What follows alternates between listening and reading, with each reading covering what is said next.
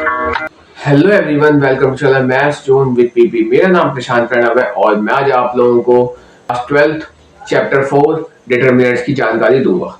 और इससे previous topics में मैंने आपको relation and function, inverse trigonometric function and matrices की जानकारी दी है। तो आइए हम स्टार्ट होते हैं। अब आज का टॉपिक है हमारा डिटरमिनेंट्स। डिटरमिनेंट्स में हम जानकारी लेंगे कि हम डिटरमिनेंट्स पहले कहते किसको है। ठीक है, तो डिटरमिनेंट्स हम कहते हैं, यहाँ पे लिखते हैं, to solve a system of equation. किसी भी सिस्टम ऑफ इक्वेशन को हम सॉल्व जो करते हैं उसको हम डिटरमिनेंट्स कहते हैं। इन शॉर्ट, जैसे आपने छोटी क्लासेस में क्या किया होगा, linear equation, quadratic, cubic equation को सॉल्व करना सीखा होगा, तो उस सिस्टम को हम यहाँ डिटरमिनेंट्स कह सकते हैं। ठीक है, लेकिन डिटरमिनेंट्स में वहां पे सिंगल सिंगल इक्वेशन या दो इक्वेशन होती थी 9th-10th में। ठीक है, लेकिन 9th-10th-11th में, लेकिन 12th में क्या होता है कि हम एक इक्वेशन जब दो या तीन इक्वेशन जब एक ही साथ आए तो हम उसको कैसे सॉल्व करेंगे, तो उसको हम यहाँ डिटरमिनेंट्स के द्वारा सॉल्व करेंगे। ठीक है, अगर हम इसको डिटेल में कहें, अगर हम यहाँ पे डिटरमिनेंट्स को डिफाइन करें इन डिटेल, तो हम लिख सकते हैं इट इज अ नंबर, यानी इट इज अ नंबर। ये एक ऐसी नंबर है, नंबर कौन सी, चाहे वो रियल हो चाहे वो कॉम्प्लेक्स हो। ठीक है, ये एक ऐसी नंबर है जो एसोसिएट करता है, एसोसिएटेड एसोसिएट करता है विद किसके साथ, विद स्क्वायर मैट्रिक्स के साथ, विद स्क्वायर मैट्रिक्स। ठीक है, एक ऐसा नंबर है ये जो उसमें स्थित है स्क्वायर मैट्रिक्स के साथ, उसे हम यहाँ पे डिटरमिनेंट्स कहते हैं। ठीक है, अब स्क्वायर मैट्रिक्स क्या होता है, जिसके row and column equal equal हो उसे हम स्क्वायर मैट्रिक्स यहाँ कहते हैं। ठीक है, तो जैसे 1/1 मैट्रिक्स हो गया, 1/1 मैट्रिक्स, 2/2 मैट्रिक्स, ठीक है, या 3/3 मैट्रिक्स, ये हमारी स्क्वायर मैट्रिक्स होती है। अब देखिए, यहाँ पे मैंने बताया कि स्क्वायर मैट्रिक्स क्या होती है, जो 2/2, 3/3 एंड 4/4 में हो। ठीक है, 1/1। लेकिन हम कोर्स में कहाँ तक पढ़ेंगे, ये इसके आगे भी हो सकता है, जैसे 4/4 हो, 5/5 हो, लेकिन इतना लंबा चौड़ा पेपर में हमारे पास आता नहीं है। हमारे पास यही ऑर्डर रहेंगे, 1/1, 2/2, 3/3। ठीक है, ये हमारे पेपर में आते हैं। अच्छा चलिए, मैंने आपको डेफिनेशन बता दी, स्क्वायर मैट्रिक्स के रूप में स्थित होता है, स्क्वायर मैट्रिक्स भी बता दिया। अब मैं आपको नेक्स्ट पॉइंट लेके चलता हूँ, वो होता है मेरा कि इसको डिनोट कैसे करते हैं। तो यहाँ लेते हैं इट इज कौन, determinant, determinants is denoted by, कैसे डिनोट करते हैं, या तो उसको लिखते हैं DET डॉट ए, डेट ए, या लिखते हैं ए के ऊपर डिटरमिनेंट। ये मॉडुलस नहीं है, ये मेरा डिटरमिनेंट है, इसको इस तरह से हम यहाँ पे डिनोट करते हैं। ठीक है, तो इसको डिटरमिनेंट्स को डिनोट करने के दो तरीके होते हैं। ठीक है, अब देखिए, अब अगर हम इसको सॉल्व कैसे करते हैं, अब हाउ टू सॉल्व डिटरमिनेंट्स पढ़ेंगे। अब क्या पढ़ेंगे हम, अब यहाँ पढ़ेंगे हाउ टू सॉल्व डिटरमिनेंट्स। ठीक है, डिटरमिनेंट्स को हम कैसे यहाँ पे सॉल्व करते हैं। मैंने क्या बताया था, मैंने यहाँ पे तीन ऑर्डर बताया आपको, 1/1 बताया, 2/2 बताया और 3/3 बताया। ठीक है, लेकिन 1/1 में क्या होता है, 1/1 में एक ही एलिमेंट आएगा, एक रो एक कॉलम, सिंगल एलिमेंट होगा वो। ठीक है, जैसे देखिए 1/1 में, जैसे मैंने यहाँ पे माइनस का 2 लिया। ठीक है, तो ये माइनस का ही 2 रह जाएगा, क्योंकि एक रो और एक ही कॉलम है, तो जब ये बाहर आएगा तो ये -2 हो जाएगा। ठीक है, क्योंकि ये मॉडुलस है ही नहीं, ये जो मैं यहाँ पे इस तरह से इसको सिंबल दे रहा हूँ, ये मॉडुलस है ही नहीं, ये है क्या है, डिटर्मिनेंट। डिटर्मिनेंट्स के अंदर वैल्यू पॉजिटिव भी हो सकती है और नेगेटिव भी हो सकती है एज अ मैट्रिक्स। ठीक है, जिस तरह से मैंने आपके उससे पहले वीडियोस में मैट्रिक्स की जानकारी दी है, उसी तरह से इसमें भी होगी। मैट्रिक्स में भी नेगेटिव पॉजिटिव वैल्यू होती है, डिटरमिनेंट्स में भी नेगेटिव पॉजिटिव वैल्यू हमारी होती है। ठीक, अब देखिए, अब अगर हम 2/2 का ऑर्डर ले तो वो कैसे सॉल्व होता है, वो पहले मैं आपको समझाऊंगा, उसका इसको एग्जाम्पल करके दिखाऊंगा। ठीक है, अगर 2/2 का हो, जैसे मैं यहाँ पे एग्जाम्पल लेता हूं, जैसे कोई मैट्रिक्स ए है, ए कोई मैट्रिक्स है, ये दिया हुआ है A B C and D. ठीक है, इसको हम डिटरमिनेंट्स में सॉल्व कैसे करेंगे, हम लिखेंगे ए की डिटरमिनेंट है A B C and D. ठीक है, अब इसको अगर हम सॉल्व करेंगे तो हम ए को डी से यहाँ पे मल्टीप्लाई कर देंगे, पहला एलिमेंट और तीसरा एलिमेंट। ठीक है, ये किस में होगा, ये 2/2 ऑर्डर में होगा, केवल 3/3 अलग तरीका है इसका। ठीक है, तो यहाँ पे मैं आपको 2/2 लेके चलता हूँ, ए इंटू डी करेंगे, ए डी। ठीक है, और बी इंटू यहाँ पे सी करेंगे, यहाँ बीच में साइन लगेगा माइनस का, यहाँ पे होगा बी इंटू सी। ये तरीका होता है करने का इसका, ये वाला तरीका होता है मैट्रिक्स को सोल्व करने का।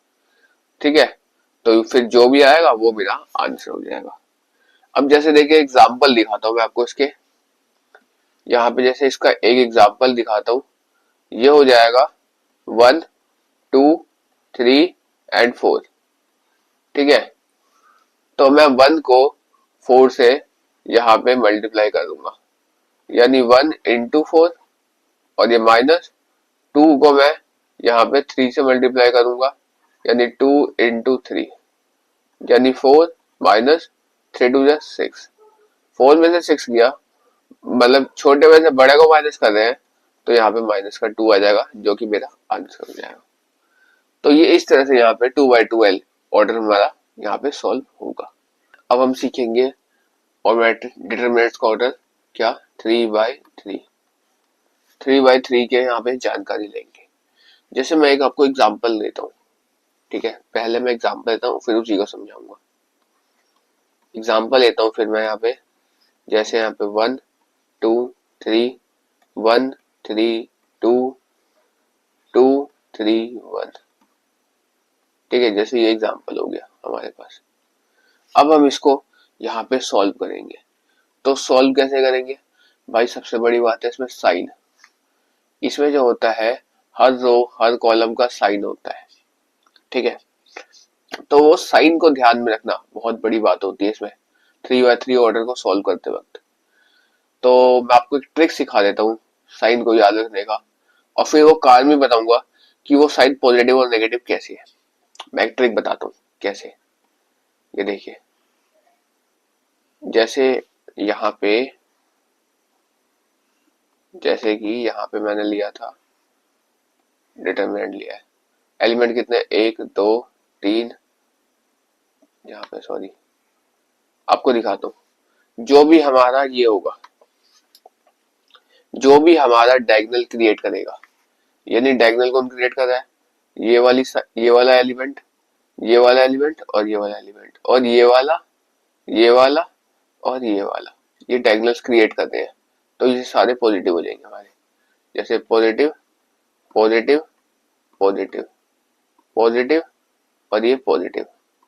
और जो नॉन डायगोनल्स एलिमेंट है 4, ये हमारे नेगेटिव हो जाएंगे, यानी नेगेटिव नेगेटिव नेगेटिव और नेगेटिव।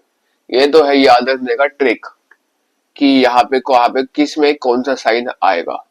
ठीक है, लेकिन ये क्यों आएगा, ये मेरे कहने से नहीं आ रहा है पॉजिटिव और नेगेटिव, ये आ क्यों रहा है वो मैं आपको दिखाता हूँ। वो क्या होता है, हम जानते हैं ए कोई एलिमेंट होता है, और आई हम रो को कहते हैं, और जे हम कॉलम को कहते हैं। ठीक है, ए कहते हैं हम element of order, element of order, इसको ए कहते हैं। आई किसको कहते हैं, आई हम रो को डिनोट करते हैं, और जे किसको कहते हैं, जे हम यहाँ पे कॉलम को डिनोट यहाँ पे करते हैं।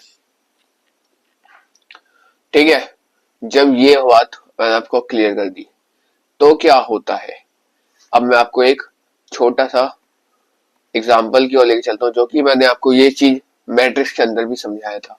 इसके एलिमेंट को हम किस तरह से डिनोट करते हैं, जैसे A11, A12, A13, A21, A22, A23, A31, A32, A33। ठीक है, ये मैंने आपको यहाँ पे दिखा दिया, इस तरह से मैंने आपको यहाँ पे समझाया। अब यहाँ क्या होगा, अब यहाँ पे एक कंडीशन आती है, वो मैं आपको लिख देता हूँ। इफ, यदि a i plus j is even, तो उस समय साइन कौन सा होगा, पॉजिटिव साइन होगा। और यदि if a of i plus j is odd तो उस समय साइन होगा हमारे पास नेगेटिव। ठीक है, ये बात अभी समझ नहीं आई होगी, मैं उम्मीद करता हूँ। अब देखिए, मैं समझाता हूँ आपको। a of i plus j यानी 1 प्लस 1 2 क्या है मेरी इवन नंबर, तो साइन कौन सी हो जाएगी, पॉजिटिव। 1 प्लस 2 3 क्या है मेरा ऑड नंबर, ठीक है, तो साइन क्या हो जाएगी, negative. a of i plus j यानी 1 प्लस 3 4 क्या आ जाएगा, इवन नंबर यानी sign positive. 2 plus 1 3 sign negative. 2 plus 2 4 sign positive. 2 plus 3 5 sign negative. 3 plus 1 4 sign positive. और 3 plus 2 5 sign negative and 3 plus 3 6 यानी साइन पॉजिटिव। तो इस तरह से यहाँ पे ये एलिमेंट्स सेट होते हैं इनके। ठीक है, अब ये पॉजिटिव नेगेटिव साइन लगता कहाँ है, लगता है इसके जब हम इसको सॉल्व करेंगे उस जगह यहाँ पे साइन लगता है। ठीक है, अब इसमें एक सबसे अहम बात है, यहाँ पे आपको दिखा देता हूं एक बार, यहाँ पे बताता हूं कि जो ये जो डिटरमिनेंट्स मैंने लिया हुआ था, ये जो मैंने यहाँ पे दिखाता हूं, ये जो मैंने ये वाला डिटरमिनेंट्स लिया हुआ है, ठीक है, इसको हम किसी भी रो एनी एक्सपेंड कर सकते हैं, expand any expand along any row and column. ठीक है, किसी भी रो किसी भी कॉलम की ओर हम इसको यहाँ पे एक्सपेंड कर सकते हैं।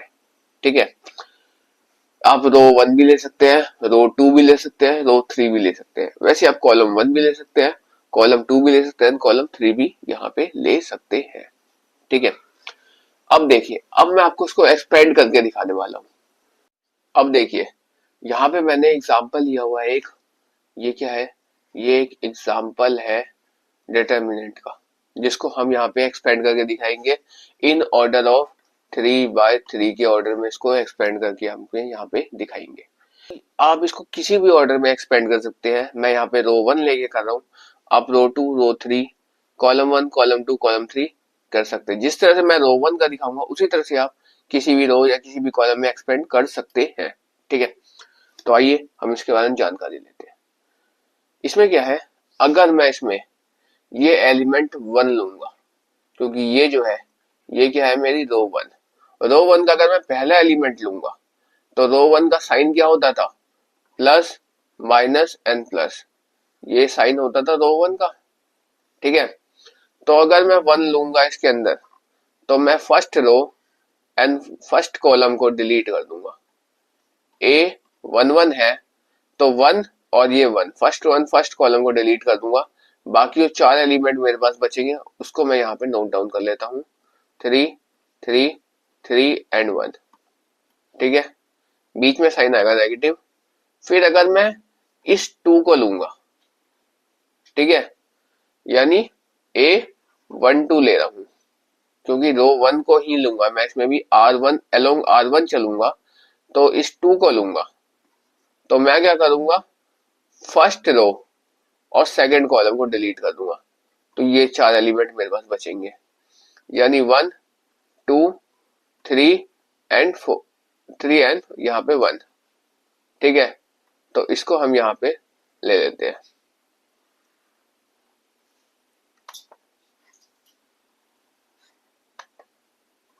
थ्री और 1 ये हम यहाँ पे ले लेते हैं और यहाँ पे इसको ले लेंगे। अगर हम a 1 3 लेंगे तो क्या होगा कि तीसरा एलिमेंट यानी ये 2 फिर लेंगे हम। ठीक है, तो प्लस में 2, जब प्लस में 2 आएगा तो फर्स्ट रो और थर्ड कॉलम को डिलीट कर देंगे, तो ये 4 एलिमेंट बचेगा मेरे पास, यानी 1 2 3 एंड 3। ठीक है, जब ये 4 एलिमेंट बचा तो इसको हम यहाँ पे सॉल्व करके देखते हैं। अब देखिए, जब ये बात हो गई तो ऊपर का काम खत्म हो गया। अब हम यहाँ से सॉल्यूशन से लेके चलते हैं यहाँ से। ठीक है, तो ये तो 1 आ जाएगा, उसका ये ब्रैकेट में 3 1 जा 3, 3 इंटू 1 और ये माइनस का 3 इंटू 3। ठीक है, माइनस का 2, 1 इंटू 1 और ये माइनस 2 इंटू 3 और प्लस का 2, यानी 1 इंटू 3 और यहाँ पे माइनस 2 इंटू 3, ये हो जाएगा। ठीक है, इसको हमने इससे मल्टीप्लाई कर दिया, इसको इससे कर दिया, हर किसी में कर दिया ऐसा। ठीक है, अब आइए अब इसके आगे चलते हैं, यानी 1 into 3 minus 9, minus 2 into 1 minus 6, plus का 2 इंटू 3 माइनस 6। ठीक है, ये आ जाएगा, तो ये हो जाएगा 1 इंटू 9 में से 3 में से 9 गया तो माइनस का 6, माइनस का 2 इंटू 1 में से माइनस 6 माइनस हुआ तो यहाँ पे माइनस का 5 और यहाँ पे प्लस का 2 इंटू यहाँ पे हो जाएगा 3 माइनस 6, तो यहाँ पे माइनस का 3 हो जाएगा। ठीक है, ये हो जाता है। अब देखिए अब क्या होता है, 6 1 जा 6 हो गया, माइनस का 6 आ गया, माइनस माइनस प्लस हो गए, 5 2 जा यहाँ पे 10 हो गया और यहाँ पे प्लस माइनस ये माइनस हो गया, 3 2 जा 6 हो गया। ठीक, ये क्या हो जाएगा, माइनस 6 ये हो जाएगा माइनस का 12 प्लस का 10। इन दोनों को सॉल्व करेंगे तो यहाँ पे माइनस का 2 आ जाएगा, जो कि मेरा आंसर हो जाएगा। ठीक है, अगर हम R1 को लेके करेंगे तो यही आंसर आएगा, इसके अलावा कोई दूसरा नहीं आएगा। अगर हम R2 को लेके करेंगे तो उसका डिफरेंट आंसर आएगा और R3 का करेंगे तो उसका डिफरेंट आंसर आएगा। आप किसी भी रो किसी भी कॉलम को सॉल्व करोगे तो उसका जो भी एप्रोप्रिएट आंसर, जैसे R1 का -2 आया सॉल्व करके, तो अब -2 ही आएगा कभी भी अगर यही एलिमेंट लेते हो तो। ठीक है, इसके डिफरेंट कुछ आ ही नहीं सकता। ठीक, तो यहाँ पे मैं एक छोटा सा नोट लिखवाता हूँ, एक पॉइंट दिखाता हूँ जो डिटरमिनेंट के लिए बहुत इंपॉर्टेंट। ये है नोट, यहां लिखता हूं मैं respective of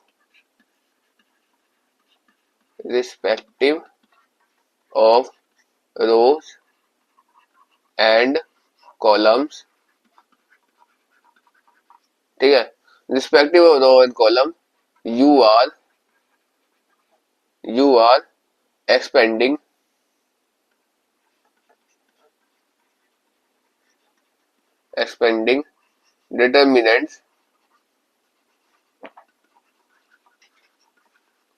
determinants will always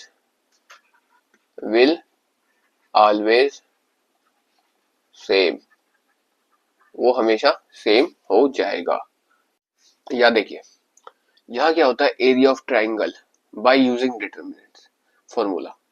अब इसमें हम डिटरमिनेंट्स का यूज करके एरिया ऑफ ट्राइंगल फाइंड करना है। Next topic is this, and this is very important topic, ये बहुत इंपॉर्टेंट है। ठीक, तो इसमें क्या होता है, इसमें मैं इसको ए पॉइंट मान लेता हूँ, इसको बी एंड इसको सी। अब इसके कुछ ना कुछ कोऑर्डिनेट्स होंगे। ठीक है, हमने छोटी क्लासेस में क्या पढ़ा था, एरिया ऑफ ट्राइंगल फाइंड करने का पहला नियम था क्या कहते हैं, half into base into height. दूसरा नियम हीरोज फॉर्मूला लगाया था, ठीक है। तीसरा नियम हमने कोऑर्डिनेट ज्योमेट्री पढ़ा था, कोऑर्डिनेट ज्योमेट्री का। अब लेकिन डिटरमिनेंट्स के अंदर क्या नियम होता है एरिया ऑफ ट्राइंगल फाइंड करने का, वो मैं आपको जानकारी देता हूँ, ठीक है। तो यहाँ पे क्या होता है, जैसे कुछ कोऑर्डिनेट्स है इसके, इसका कोऑर्डिनेट जैसे मैंने 2 और यहाँ पे 2 रखा हुआ है, ठीक है। और बी का कोऑर्डिनेट जो है, ये बी का कोऑर्डिनेट मैंने यहाँ पे लिया हुआ है 1 एंड 0, 1 और 0। और सी का जो कोऑर्डिनेट है ये मैंने लिया हुआ है 5 और 0, ठीक है। तो ये मैंने कोऑर्डिनेट्स यहाँ पे लिए हुए हैं, ठीक। अब देखिए, जैसे ये सारे कोऑर्डिनेट्स हमें दिए हुए हैं, तो हम अब इसको शो कैसे करते हैं। मैट्रिक्स के अंदर क्या होता है कि ये वैल्यू इसमें x1 है, ये वाली x2 है, ये वाला हमारे पास x x1 y सॉरी, ये है x1 y1, ये है x2 y2 और ये है x y2, ये है x3 और y3, ठीक है। x1 y1 x2 y2 and x3 y3। तो इसके अंदर क्या होगा, इसके अंदर जब हम इसको सॉल्व करेंगे तो यहाँ पे मैंने अभी आपको बताया कि ये स्क्वायर मैट्रिक्स है, स्क्वायर मैट्रिक्स में ही डिटरमिनेंट्स हमारा सॉल्व होता है। लेकिन ये स्क्वायर मैट्रिक्स नहीं बन रहा है यहाँ पे क्या हो जाएगा, 2 रो हो जाएगी और 3 रो हो जाएगी, 2 कॉलम हो जाएगा, यानी 3/2 के ऑर्डर में ये क्रिएट अभी हो रहा है। लेकिन हमें 3/3 के ऑर्डर में क्रिएट करना है। तो 3/3 के ऑर्डर में क्रिएट करने के लिए हम क्या करते हैं, हम यहाँ पे करेंगे x1 y1 और इंटू 1, x2 y2 और 1 और x3 y3 और 1। इसमें हम ऐसा ही करते हैं हर में। जो मेरा C3 होता है इसको मैं 1 मान लेता हूँ डिटरमिनेंट्स के अंदर, हर किसी केस में इसमें ऐसा होता है। ये ऐसी बात नहीं केवल इस वाले में ही ऐसा होगा, नहीं। डिटरमिनेंट्स में हर किसी केस में जो लास्ट का जो कॉलम होता है उसको हम 1 मान लेते हैं। ये नियम होता है, इसका तरीका होता है इसको करने का। अब एरिया ऑफ डिटरमिनेंट्स का फॉर्मूला क्या होता है, ठीक है। एग्जाम्पल मैं यही लेने वाला हूँ, ये जो एग्जाम्पल दिया है इसे ही मैं सॉल्व करके दिखाऊंगा यहाँ पे, ठीक। अब देखिए, x1 y1 की वैल्यू हमको पता है, x2 y2 की वैल्यू पता है और x3 y3 की भी हमको वैल्यू यहाँ पे पता है, ठीक है। अब देखिए, अब मैं आपको यहाँ पे दिखाता हूँ, क्या दिखाऊंगा, यहाँ पे मैं दिखाऊंगा आपको एक formula, area of determinant,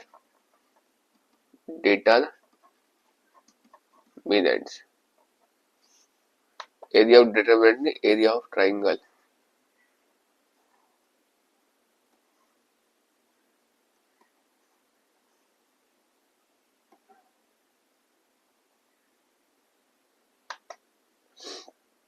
area of triangle, area of triangle का फॉर्मूला क्या होता है, एरिया ऑफ ट्राइंगल का फॉर्मूला होता है 1/2, यहाँ पे ब्रैकेट लगेगा, ये हो जाएगा x1 और यहाँ पे y2 minus y3 plus x2, यहाँ पे हो जाएगा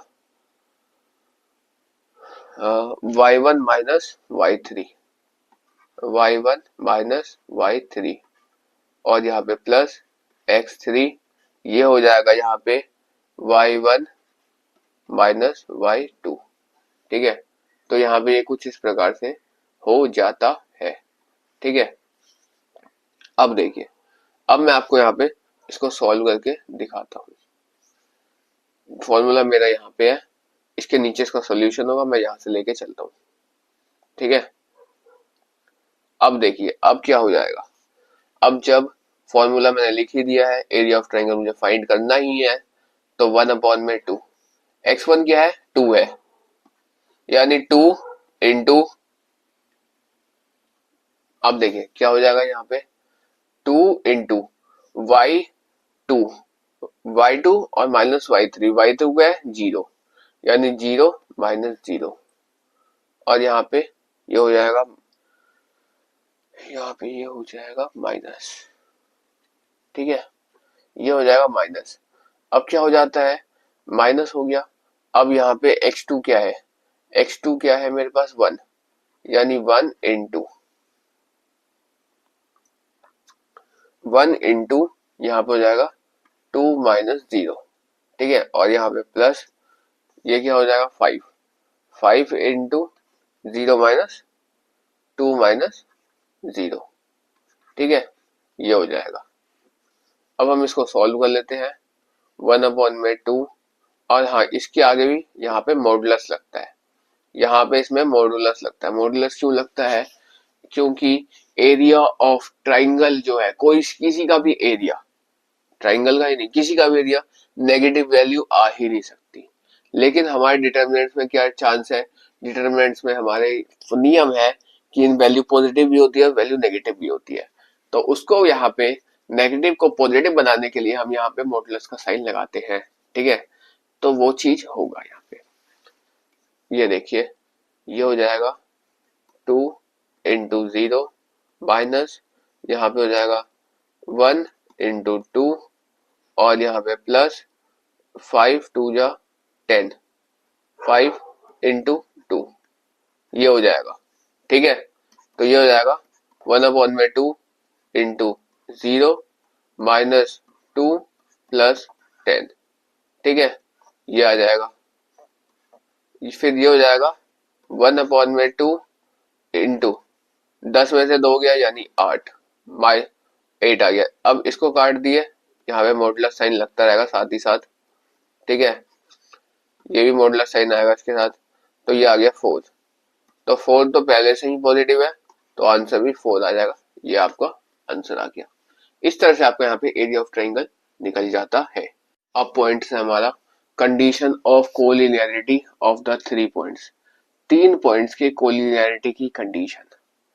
कोलिनियर किसे कहते हैं, को यानी सेम और लीनियर यानी सीधा, यानी ऐसी पॉइंट जो सीधी हो, कोलिनियर हो, यानी यहाँ पे एक ही लाइन पे तीनों पॉइंट एग्जिस्ट करे, उसको हम यहाँ पे क्या कहेंगे, इसको हम यहाँ पे कोलिनियर पॉइंट्स कहेंगे।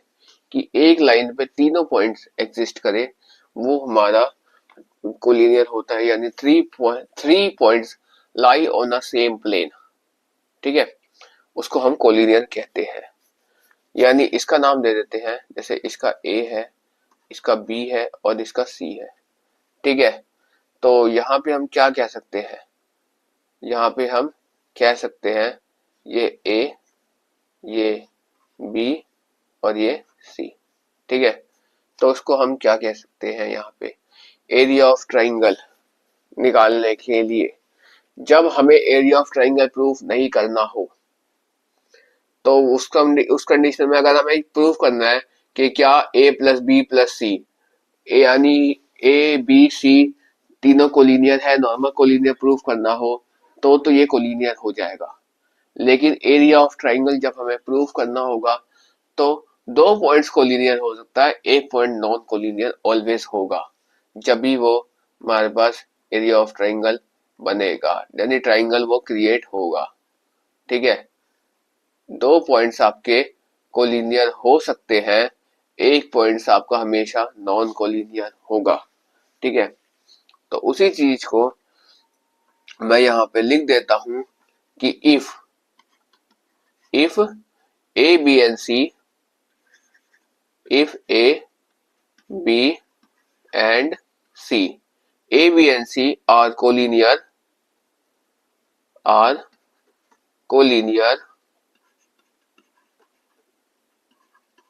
जब A, B और C कोलिनियर होता है तो उस कंडीशन में क्या होगा, तो उस कंडीशन में ट्राइंगल नॉट फॉर्म, उस कंडीशन में ट्राइंगल नहीं बनेगा, ठीक है। इसके लिए क्या होना चाहिए, इसके लिए तीनों पॉइंट्स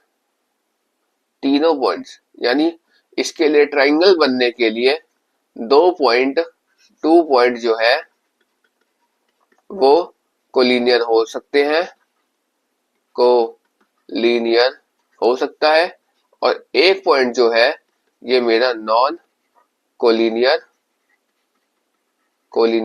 होगा।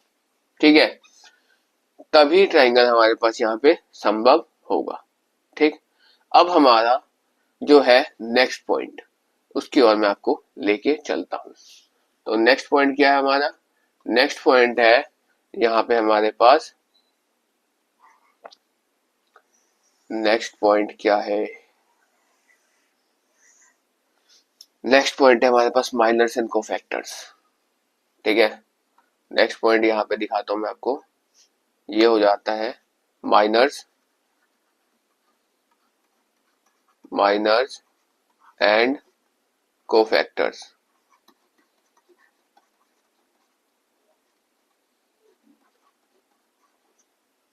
कोफैक्टर्स, माइनर्स किसे कहते हैं एंड कोफैक्टर्स यहाँ पे किसे कहते हैं, उसके बारे में हम यहाँ पे जानकारी आपसे लेते हैं। ठीक है, तो माइनस एंड कोफैक्टर्स में पहले मैं आपको माइनस लेके चलता हूँ। माइनस क्या होता है? माइनस वो एक ऐसा डिटर्मिनेंट है, यानी वो ऐसा नंबर है, नंबर यानी रियल भी हो सकता है, कोई भी नंबर हो सकता है वहां पे। ठीक है, तो वो एक जैसा डिटर्मिनेंट है जो एसोसिएट करता है every element of the determinant of the order n is greater then 2। जिस कंडीशन में जो हमारा कोई भी नंबर होता है वो ग्रेटर देन 2 होना चाहिए, यानी क्या होना चाहिए? n is greater than equals to 2। ये कंडीशन जहां पे हो, जहां पे कंडीशन लागू हो रहा है, वो मेरा माइनस कहलाता है डिटरमिनेंट्स के अंदर।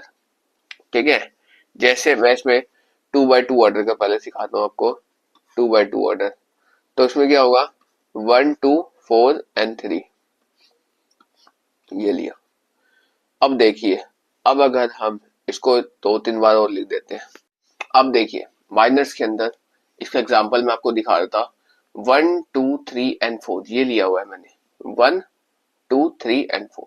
यहाँ देखिए अगर 2x2 के ऑर्डर में आता है, तो अगर हम 1 को लेंगे, अगर हम 1 को यहाँ कंसीडर करते हैं, तो फर्स्ट कॉलम को छोड़ के क्या बचा? 3, तो यहाँ 3 लिख देंगे।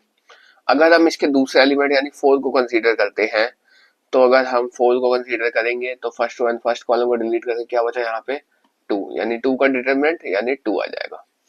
अब उसके बाद अगर हम M21 में, अगर हम M21 में क्या आता है? दूसरा रो और पहला कॉलम, यानी इसके अंदर आ जाएगा मेरे पास यहाँ पे 2। ठीक है, तो इसमें कंसीडर करेंगे तो इसमें ये वाला रो और ये वाले कॉलम को छोड़ के क्या बचा मेरे पास? यहाँ पे बचा 4, तो 4 का डिटरमिनेंट यानी 4 आ जाएगा। उसके बाद 2 में यानी 3 में इसको और इसको कंसीडर करेंगे, तो यहाँ पे क्या बचेगा? यहाँ पे बचेगा 1, यानी 1 का डिटरमिनेंट ये भी 1 आ जाएगा। तो अगर इसका ऑर्डर जब क्रिएट होगा, तो ये क्या? 3 2, यहाँ पे 4 और यहाँ पे 1, ये ऑर्डर यहाँ पे कुछ इस तरह से क्रिएट हो जाएगा। अब देखिए, अब आता है मेरे पास 3x3 का ऑर्डर इन माइनर के अंदर। ठीक है, माइनर के अंदर जब 3x3 का ऑर्डर आता है, तो उसमें क्या होता है? जैसे मैंने यहाँ पे एग्जांपल लिया 1 4 2 1 8 3 और 2 1 6, ये ऑर्डर मैंने यहाँ पे ले लिया। ठीक है, अब इसके अंदर मुझे जैसे किसी एक एलिमेंट का, जैसे मैं थोड़ी देर के लिए सपोज दैट ये वाला एलिमेंट ले लेता हूँ 3, तो उसका ऑर्डर क्या हो जाएगा? 2 3 हो जाएगा। ठीक है, तो M23 यहाँ पे निकालना है, तो M23 निकालने के लिए ये वाला ऑर्डर और ये वाले उसको डिलीट कर देंगे, तो ये 4 एलिमेंट मेरे पास यहाँ पे बचेगा। ठीक है, तो ये हो जाएगा यहाँ पे जैसे 1 4 2 1। अब इसको हम यहाँ पे सॉल्व कर लेते हैं, तो 1 इंटू 1 1 हो जाएगा, माइनस 4 2 जा, यहाँ पे 8 हो जाएगा। तो 1 में से 8 माइनस किए तो कितना बचा मेरे पास? यहाँ पे मेरे पास बच जाएगा माइनस का 7। ये मेरा आंसर हो गया। अब जैसे थोड़ी देर के लिए मैं एग्जांपल देता हूँ, इस वाले एलिमेंट को क्रिएट करना है, इस वाले एलिमेंट को मेरे को यहाँ निकालना है, ये जो 1 है। ठीक है, तो इसका ऑर्डर क्या हो जाएगा? इसका हो जाएगा 3 2, तो M32 निकालना है। M32 निकालने के लिए मैं क्या करूंगा? इस वाले रो को और इस वाले कॉलम को डिलीट कर दूंगा, तो क्या बचेगा 1 1 2 3, मेरे पास बचेगा 1 1 2 एंड 3।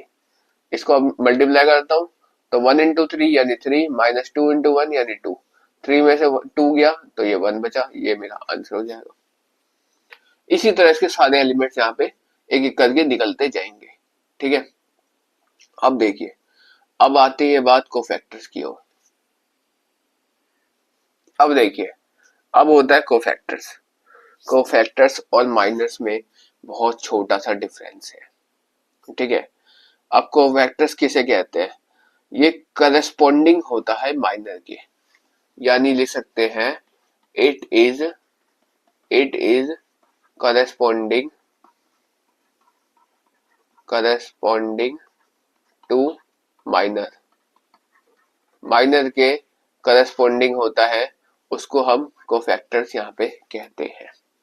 अब कोफैक्टर्स और माइनस में बहुत छोटा सा डिफरेंस है, बहुत ही छोटा सा डिफरेंस है। वो क्या है, वो मैं आपको एक फॉर्मूला लिखूंगा, उससे आप समझ जाएंगे। माइनस तो आपने देखा कि हम किस तरह से निकालते हैं। ठीक है, अब कोफैक्टर्स किस तरह निकालते हैं, वो माइनर से।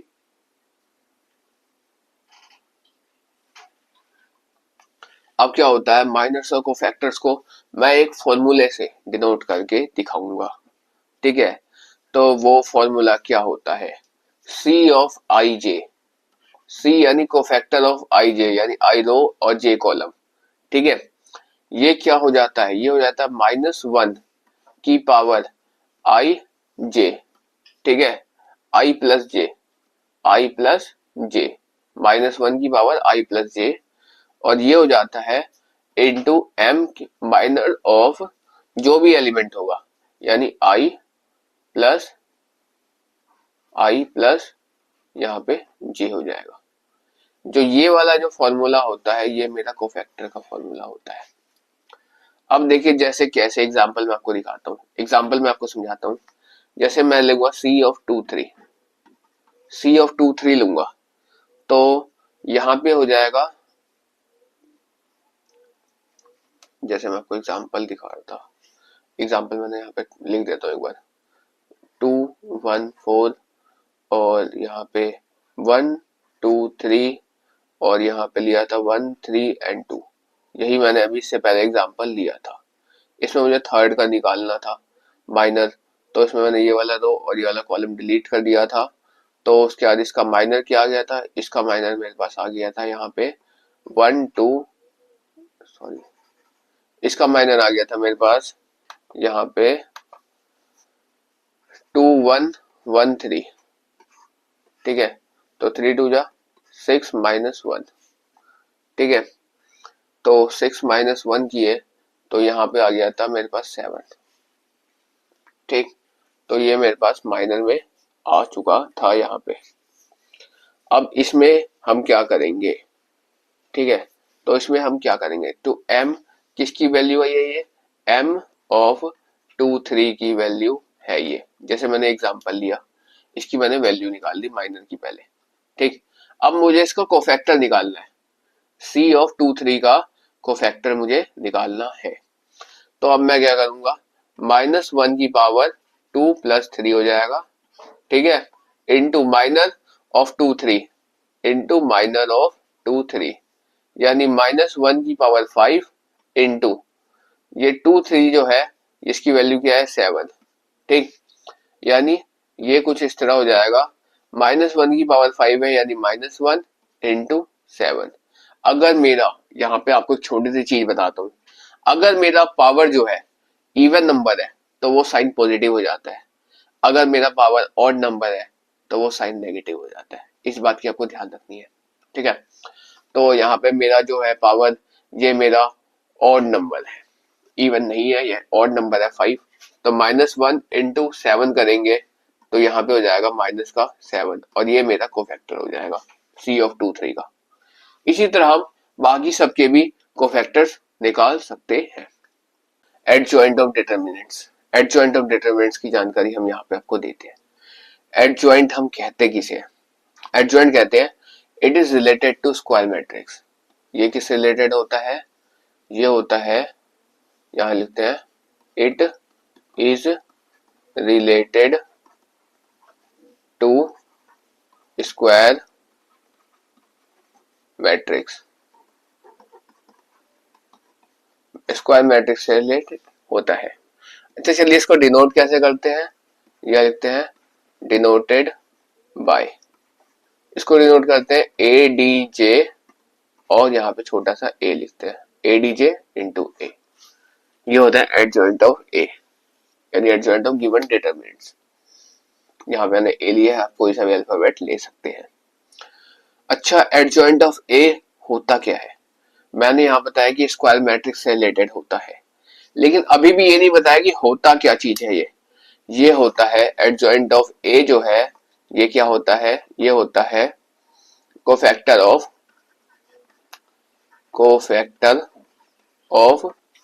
क्या होता है ए की ट्रांसपोज, जो कोफैक्टर ऑफ ए आता है उसका जो ट्रांसपोज होता है वो हमारा एडजॉइंट ऑफ ए होता है, यानी एडजॉइंट ऑफ डिटरमिनेंट्स होता है। ठीक है, तो ये बात क्लियर है आपको। अब देखिए जैसे मैं यहाँ पे एक एग्जांपल लेता हूँ, यहाँ क्या करता हूँ मैं, जैसे ए कोई मैट्रिक्स लेता हूँ, यहाँ पे लेता हूँ जैसे 1 2 4 और 3, ठीक है। ए यहाँ पे मैंने डिटरमिनेंट्स ले लिया है, ये कुछ नहीं है, ये मॉडुलस है,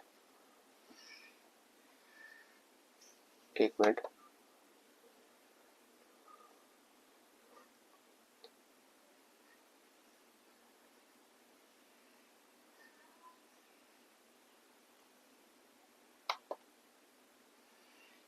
ठीक है। ये इस तरह से मैंने यहाँ पे लिया हुआ है 1 2 4 एंड 3। अब देखिए, अब मैं आपको C11 C12 C21 and C22 निकाल के दिखाऊंगा। अब जो भी आंसर आएगा उसका ट्रांसपोज कर देंगे,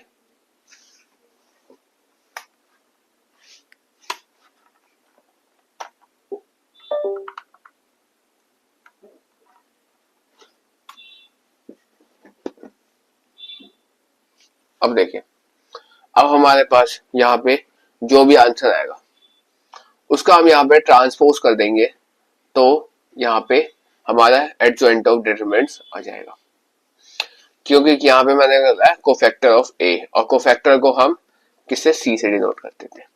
ठीक है, तो आइए हम इसको सॉल्व करते हैं। C11 निकालने के लिए हम क्या करेंगे, जैसे हम अगर फर्स्ट एलिमेंट यानी इसको लेंगे, यहाँ पे पेन चेंज, अगर मैं इसको लेता हूँ 1 को, तो इसको और इसको डिलीट कर दूंगा तो मेरे पास क्या बचेगा 3। ठीक है, तो यहाँ पे C11 के लिए, यहाँ पे C11 के लिए क्या हो जाएगा मेरे पास, C11 के लिए हो जाएगा यहाँ पे -1 की पावर 1 + 1 इंटू यहाँ पे हो जाएगा डिटरमिनेंट ऑफ 3, यानी -1 की पावर 1 1 + 1 2, -1 की पावर 2 हो गया, -1 की पावर 2 इंटू 3, यानी ये 3 आ जाएगा। ठीक है, अब देखिए, अब नेक्स्ट पॉइंट होता है इसमें, इफ अगर मैं इस कंडीशन में अगर 2 लूंगा, ठीक है, C ऑफ 1 2, C ऑफ 1 2 अगर मैं लेता हूं, ठीक है, तो C ऑफ 1 2 अगर मैं लूंगा तो उसमें ये वाला रो और ये वाला कॉलम डिलीट हो जाएगा। ठीक है, जब ये वाला रो और ये वाला कॉलम डिलीट हो जाएगा तो उस समय क्या बचेगा, उस समय मेरे पास यहाँ पे 4 बचेगा, यानी -1 की पावर 1 + 2 इंटू यहाँ पे डिटरमिनेंट ऑफ 4, यानी -1 की पावर यहाँ पे 2 और 1 3 इंटू 4। ठीक है, यानी ये हो जाएगा -4, क्योंकि पावर मेरा यहाँ पे ऑड नंबर है तो साइन नेगेटिव आएगी। ठीक है, इतनी बात क्लियर। अब मेरा नेक्स्ट पॉइंट आता है यहाँ पे C ऑफ 2 1। अब मैं यहाँ पे आपको C ऑफ 2 1 को निकाल के दिखाता हूँ, 2 और 1, यानी 2 1 निकालने के लिए मेरे पास क्या बचना चाहिए, कि ये वाला रो और ये वाला कॉलम पूरा डिलीट हो जाएगा, तो यहाँ पे 2 बच जाएगा। ठीक है, तो C ऑफ 2 1 निकालने के लिए -1 और ये हो जाएगा 2 + 1 इंटू 2, यानी ये हो जाएगा मेरे पास -1 की पावर 3 इंटू 2, यानी डिटर्मिनेंट ऑफ 2, तो यहाँ पे हो जाएगा -2। ठीक है, अब देखिए, अब मैं आपको दिखाता हूं C of 2 and 2, C of 2 2, C of 2 2 निकालने के लिए ये यहाँ पे 3 लिखा हुआ है, इसको अगर मैं लूंगा, कंसीडर करूंगा, ठीक है, तो C22 के लिए अगर मैं इसको कंसीडर करता हूं तो ये वाला रो और ये वाला कॉलम डिलीट हो जाएगा। यहाँ पे क्या बचेगा, यहाँ पे ये 1 लिखा है, यहाँ पे केवल 1 बच जाएगा। ठीक है, तो यहाँ पे -1 की पावर 2 + 2 इंटू यहाँ पे हो जाएगा ये 1, यानी -1 की पावर 4 इंटू 1, यानी ये हो जाएगा मेरे पास 1। ठीक है, जब ये चीज आ गई, जब हमारे पास ये चीज आ गई, ठीक है, तो उस कंडीशन में क्या हो जाएगा, उस कंडीशन में मैं आपको दिखाता हूं। उस कंडीशन में मेरे पास, अब मैंने यहाँ क्या कहा था कि पहले मैं निकालूंगा इसको cofactor of A, cofactor of A निकाल लिया, चलो ठीक है। अब हम क्या निकालेंगे, अब हम इसका ट्रांसपोज करेंगे, ये जो ट्रांसपोज लिखा हुआ है अभी इसका ट्रांसपोज करेंगे।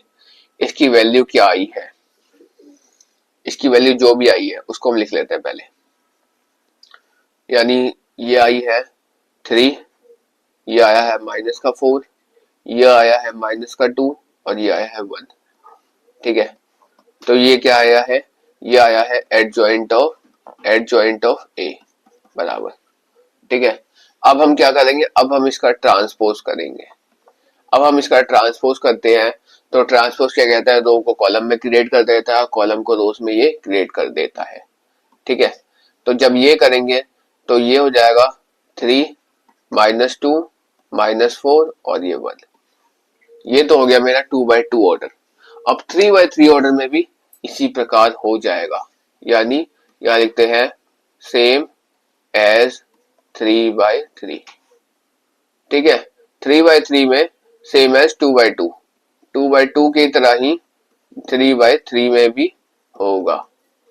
ठीक है, तो यहाँ पे जो है डिटरमिनेंट्स का इंट्रोडक्शन कंप्लीट होता है, और मैंने आपको एग्जाम्पल के तौर पे देते हुए चला हूँ, समझाते हुए चला हूँ।